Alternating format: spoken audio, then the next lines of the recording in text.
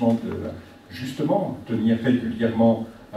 Alors, notre volonté de venir rencontrer les citoyennes et citoyens, de venir rendre compte de notre travail, c'est un engagement de campagne. C'est une volonté de répondre à des attentes fortes de la population, de choses que nous avons entendues dans les campagnes, nous avons entendu dans d'autres élections où il y avait l'idée de dire qu'il y aurait un désintérêt vis-à-vis de la chose politique. Nous ne pensons pas qu'il y a un désintérêt vis-à-vis de la chose politique, nous pensons qu'il peut y avoir ici ou là une inquiétude vis-à-vis de est-ce que les politiques vont tenir leurs engagements. Eh bien, venir rendre compte, c'est justement répondre à cette question et tenter de maintenir, de conforter un lien entre les habitantes, les habitants et les élus.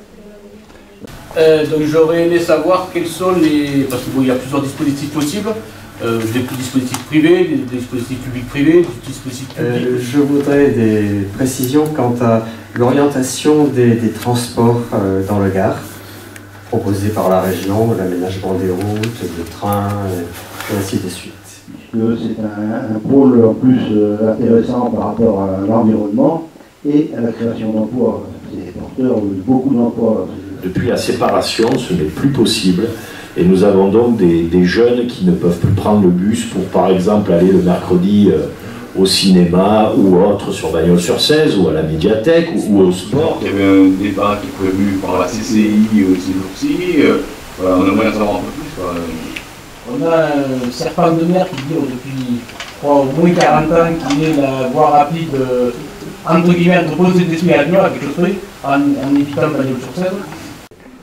Alors, dans ces réunions, et ça a été le cas aussi ce soir à Bagnols, les sujets sont souvent multiples, que ce soit les sujets de l'aide concrète de la région aux entreprises, de l'aide aux collectivités, la mise en place de centres de santé, la question des transports, la question des transports scolaires, la question ici du fluvial, sont des questions multiples mais qui montrent en même temps l'éventail des compétences de la région.